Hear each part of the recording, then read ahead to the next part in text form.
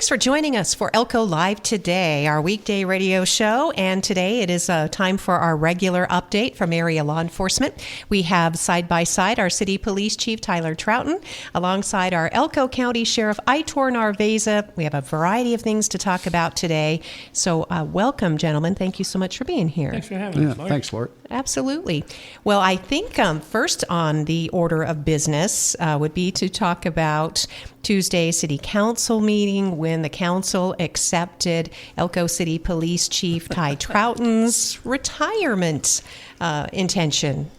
Yeah, so I've been able to retire for a couple years now.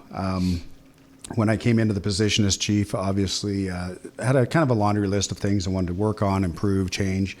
Have been ticking those off, and it really becomes a question of succession and when the timing is right to go. I think the public is probably aware that one of my lieutenants retired in January. I had contemplated going in January, but he got his letter in first, so I'm hanging on to here. The timing is focused on the fact my other lieutenant, Rick Moore, is slated to go to the National Academy. Should have graduated in mid-June, so that's kind of the next window of opportunity for me to retire and get out of the way of those behind me who have their list of things to accomplish and do. Well, we know, Chief Trouten, that Claire Morris said wonderful things about you Tuesday. He hired you. He's now a city councilman. He was a former city police chief. Yeah, it's just kind of weird. It doesn't seem like that long ago. I was thinking back, it was December 2nd, 99, that the sheriff and I were just regular street troops and testing for SWAT.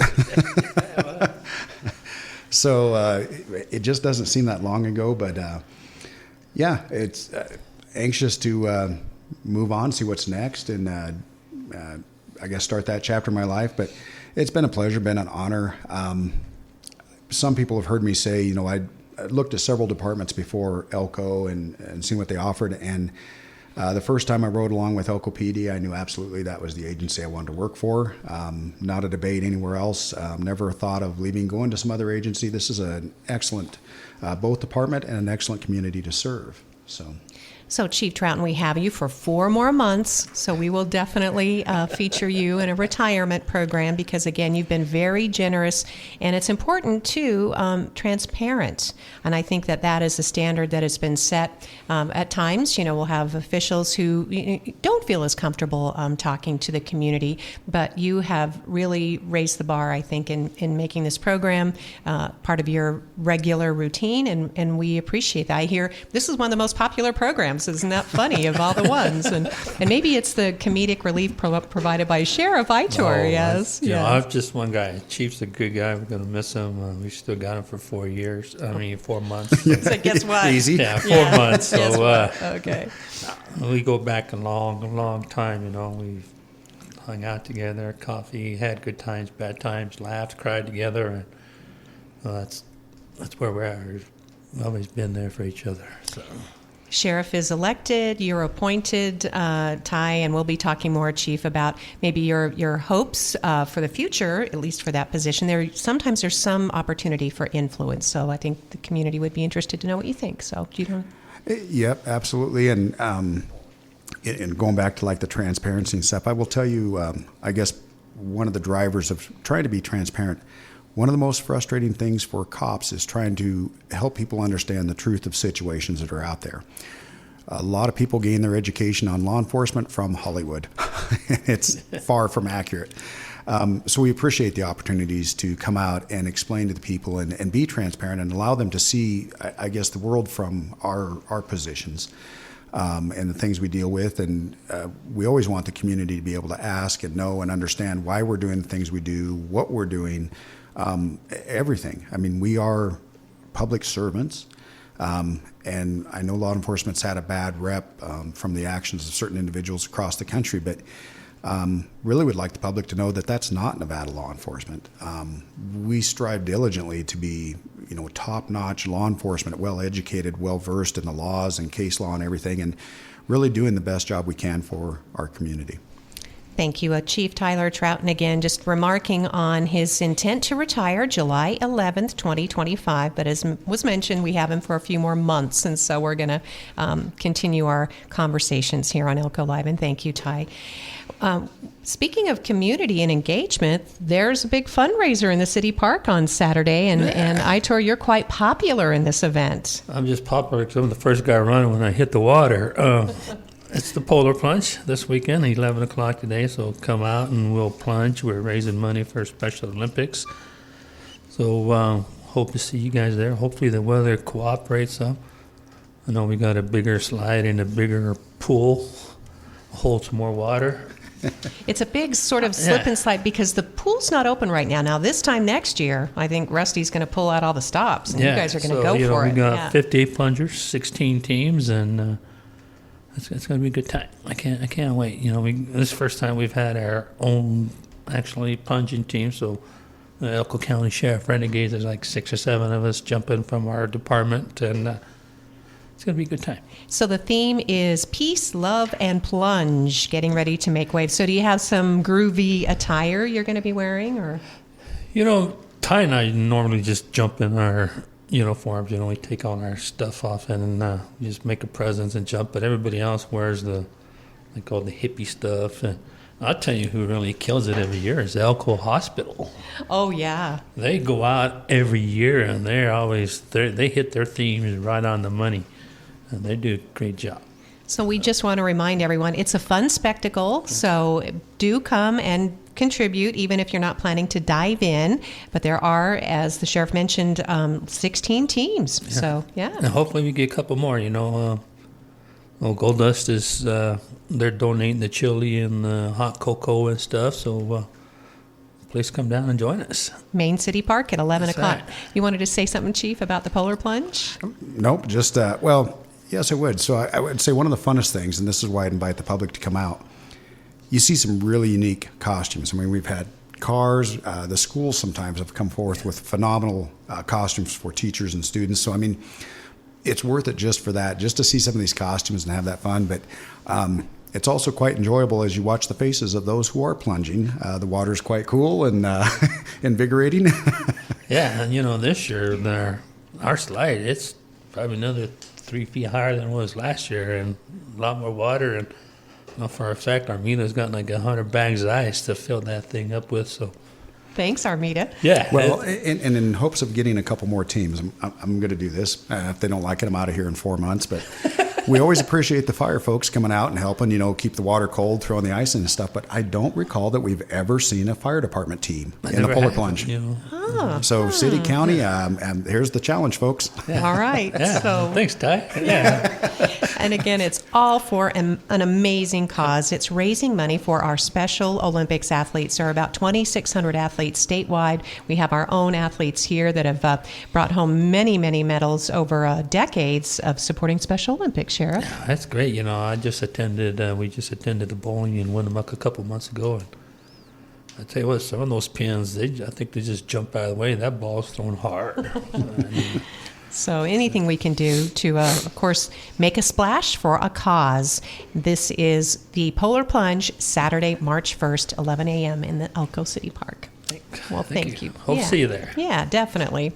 So, and now on to, and again, this kind of news has kept our heads sort of, swiveling, if you will, to use a police term, so with the immigration issue, we know that on February 12th, the FBI joined forces with Department of Homeland Security, and they said the goal is to remove dangerous criminals from the streets when it comes to immigration.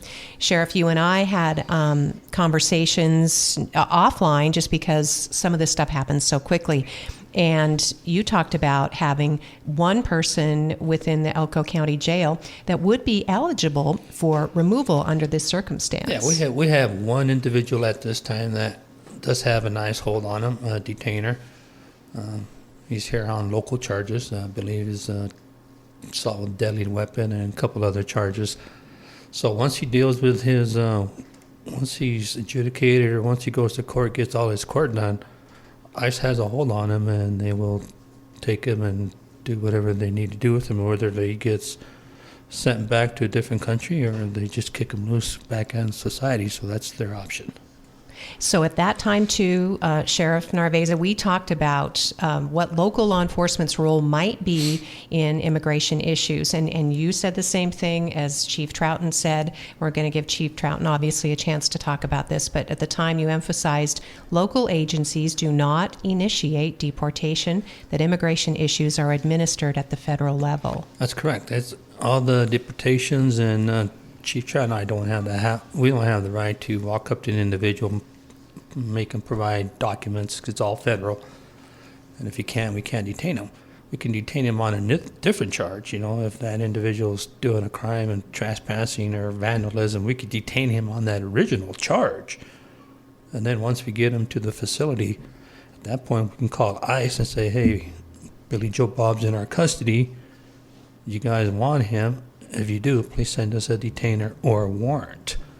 There's, detainer and warrant. It's a federal judge signs the warrant, and we have to hang on to him. A detainer, once that individual is released, ICE only has X amount of days to come get him. So if they don't come get him, then we kick him loose. Okay, Sheriff. So then in more recent days, because what we were talking about was like around mid-February, now we know that Douglas County signed two what are known as 287G agreements. That's correct. Tell us about that, Aitor. Matter of fact, I just got the email today, probably about an hour ago. Basically, the 287 program, the 287G program is ICE, or Immigration Federal Agency. ICE comes into Ty and I, Chief Trouten's department, and they swear in X amount of people, right? So they deputize them. They deputize them to work under ICE.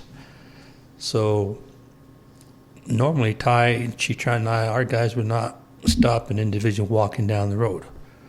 With these new powers that were deputized under ICE, we have the right to detain that subject just on the fact that he's not legal, right? He or she. And that's a slippery slope right now, because if a guy's walking down the road and let's say I detain an individual because he's not cooperating with me talking, and I say, well, yeah, you're illegal, and then 2 days later we find out that he is legal, we just violated his Fourth Amendment rights, right? So that's where I'm at right now. I'll get with the county, but if ICE does come into town, we will support them with the housing, the transporting. They're hitting an individual, we could sit around the corner and wait for them in case an individual does run, or if a fight breaks out, we can help out that way. But our job right now is not to detain. Like I said, we don't have that authority. So it's the newly resumed Task Force Model Program, and again, it's been adopted by Douglas County Sheriff's Department. So it sounds like, Aitor, is this something you would put on an agenda for the county commission to discuss? At this time, no. At this time, I would he or she is, you think. He or she is, you think. All the presidential folks and so forth. What has changed is how much of their resources and efforts were focused towards that. So as you led off with, the primary focus are these people who aren't, it's not just that they're here illegally. They're committing violent, serious crimes, and they're not somebody that we would want in our community, whether they be a citizen or a non-citizen. Typically, if we have somebody commit these serious crimes, we try to get them out of our community and into prison, right? There is this type of agreement where, and they have those laws, unless there is this type of agreement where we rely upon federal partners for a lot of different elements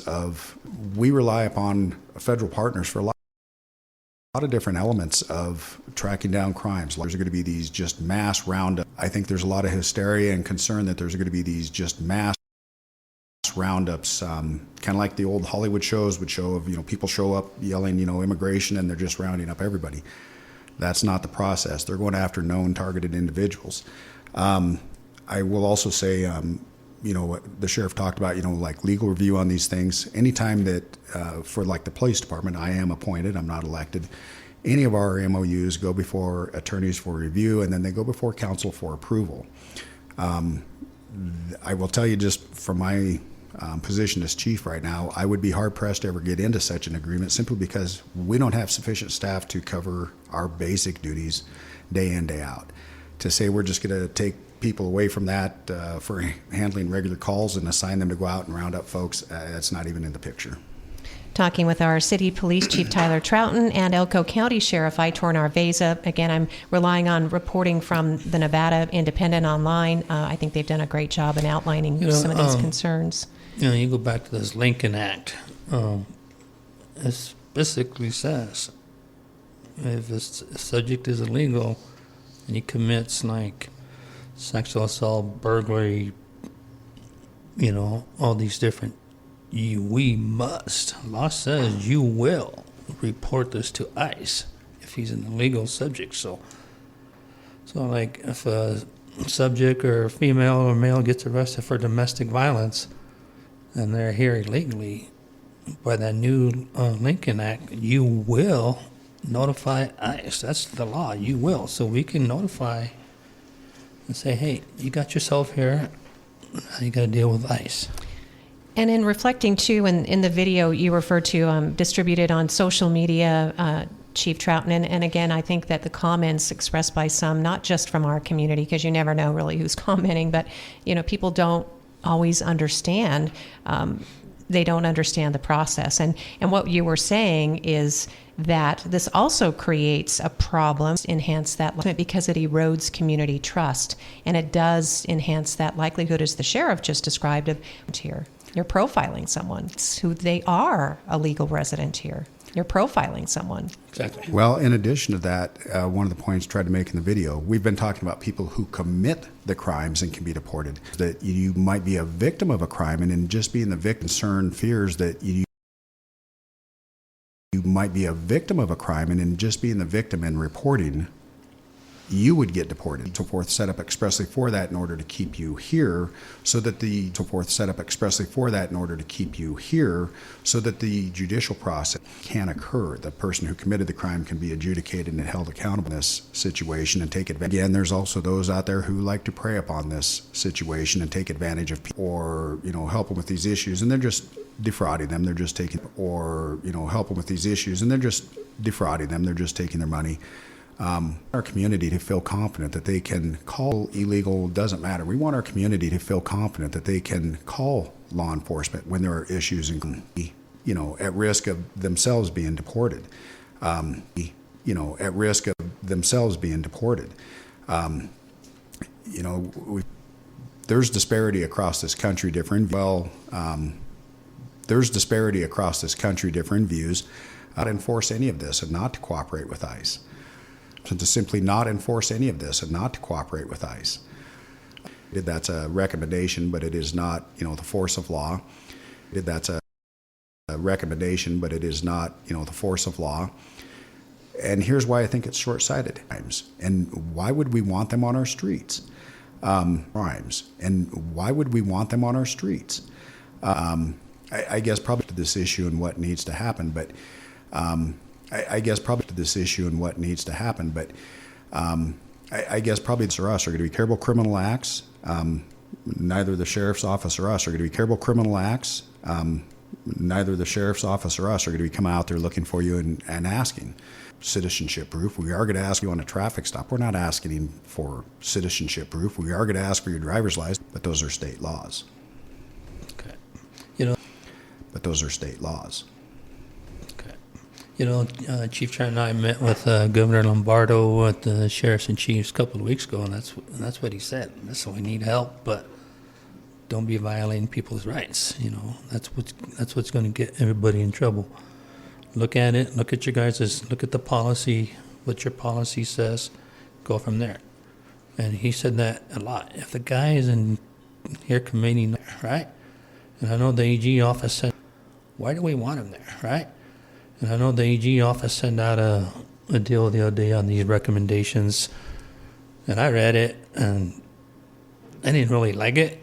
And there was a lot of, you will not do this. The policies came out and they want you to take this, their policy. The policies came out and they want you to take this, their policy, and make it a policy, their thoughts. And it's like, well, no, if I got a guy in there that's wanted for murder and he come into the jail and say, we need to talk to this guy, right? Some have all the right to come into the jail and say, we need to talk to this guy, right? Some of that policy they had was like, they're not even allowed to come into the jail and talk to that individual.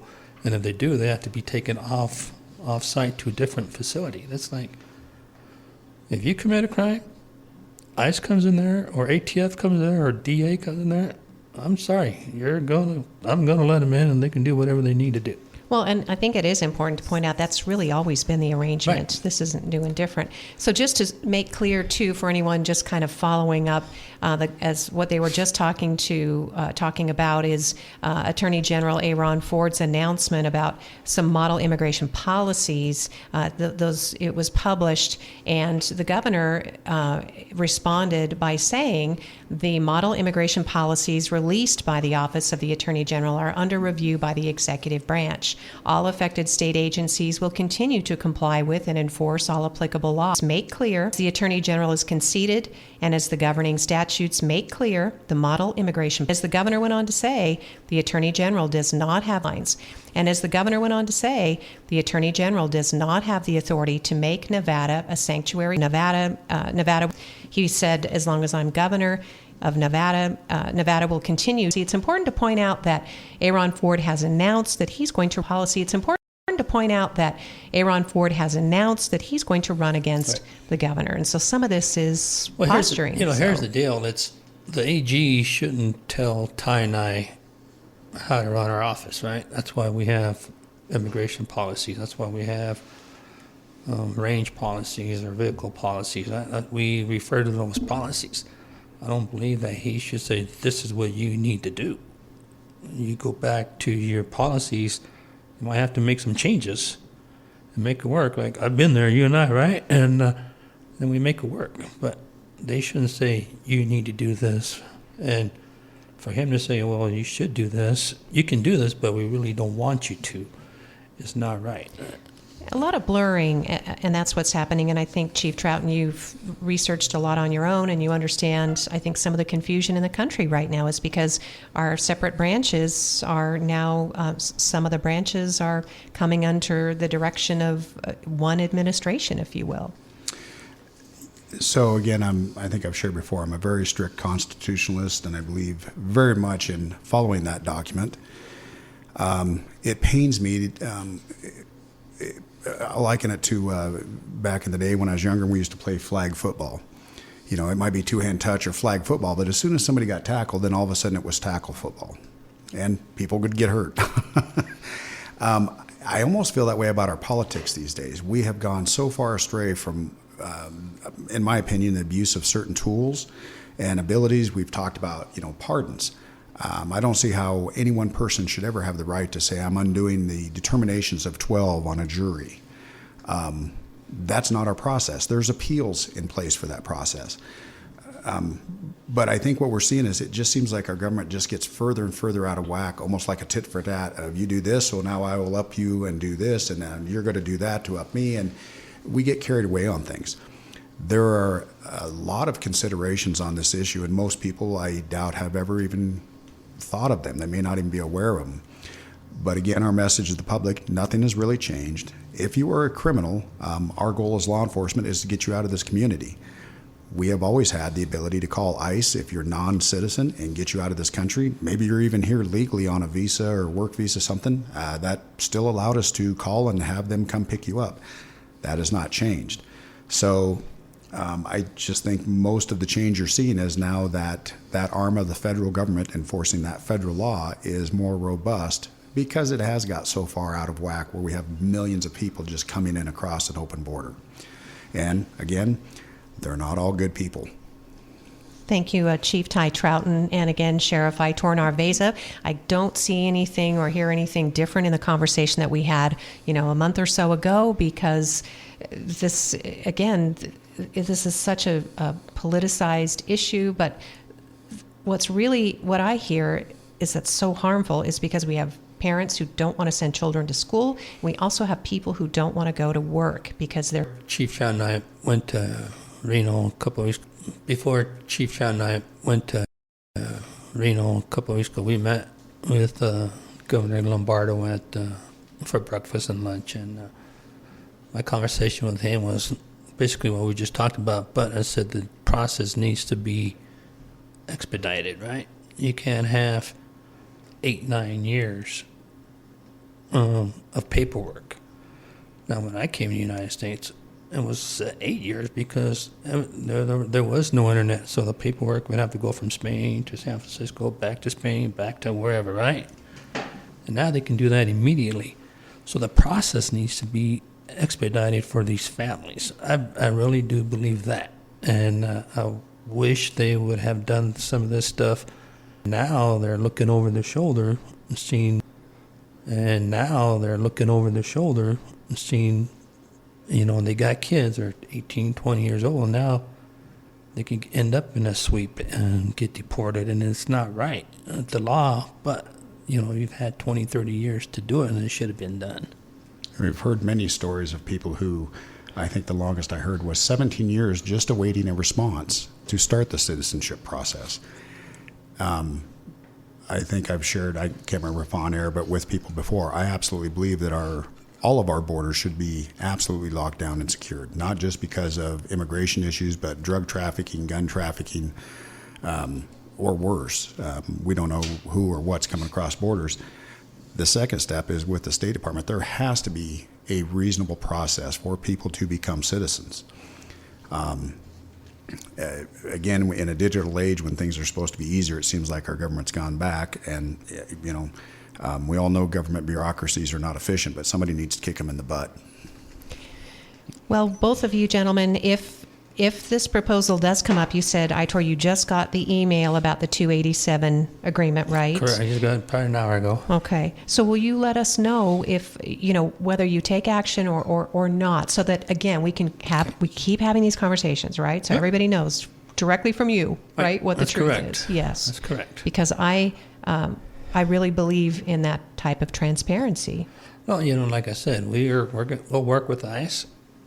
You got a warrant, you come back there and you can take that guy or her. You got a detainer, we'll put the detainer on them. We'll hold them, feed them, transport them if we have to. We're going to work with them and let them figure out what they need to do with that individual. In the past, when I was on patrol, I've taken people to immigration office. And they do the paperwork and then they've been released. Others get transported, so it's up to the ICE, But Governor Lombardo said there's only 6-7 ICE agents in Nevada or something. Well, yeah, for the whole state of Nevada. Yeah, well, there's a handful, and even with the other federal agencies assisting, this isn't our only criminal issue, I guess, occurring in the country. Everybody has a full plate and then some, which is why, again, and as we've talked about with various groups in the community, they're going after the people they know need to be deported. I think, honestly, if the resources were there under the previous presidency, these people would have also been deported. It's just there wasn't a lot of movement. Now we're seeing more movement on those people that are previously identified, previous detainers, previous warrants, all these things. That's who they're going after. That is a positive thing for our communities. We're removing the vile offenders amongst our communities. And again, when it comes down to, both of our agencies have assisted federal agencies on things, whether it's, maybe even horse roundups or, we had a certain doctor in town that was way over prescribing, opiates and stuff. Absolutely. We want these bad offenders out of our community. We want them held accountable. To say otherwise does not make sense. At the same time, the idea of just rounding up every single person, you would need armies of federal agents able to do that. I don't think we could, even as a country, probably no matter how much Doge might save, I don't think it would pay for all the fuel needed to ship everybody away. Thanks, Chief. I know we've run a little over in time, and I just wanted to make sure. And in the same question for you, is the city police department also subject to a 287 agreement? Yeah, so it's available to all agencies if they wish to do it. as I've shared with you before, I think we have two different agreements. One is with the U.S. Marshal Service for assisting when they have their fugitives they're looking for. The other is with the FBI on safe streets. Anytime we do such an agreement, it comes up for public discussion, public debate before City Council. As an appointed official, I'm just a subset of the city. I'm not elected as the sheriff is, which saves me on campaign money. That's nice. So it'd be a discussion. Again, I will tell you flat out, from my position, I am several positions down right now within my sworn ranks. I don't have the manpower to throw out another task force. We are doing our utmost through like crime suppression unit, through the narcotics unit, trying to curb what we perceive to be the most major crimes within our community. We've got, folks over at the CAC. This is low on the totem pole of concerns right now. Thank you, Chief Trouten. Also, Sheriff Narvaiza. I think another topic for next month might be the overdose deaths. I don't know if there's anything, nothing new to report. Nothing new to report so far. But at least we haven't had another string of those. Yeah, thankfully I guess the press going out, the media, the awareness and stuff slowed people down. We were also able to take a couple of folks who were selling this particular, I don't know what you call it, variety of drugs into custody. But thankfully, neither the city or county have had any more overdoses, especially not in that rapid succession where we had so many just back to back. We had like 6 in a couple of days or 7, and then we had a break, and then we had a couple of more, and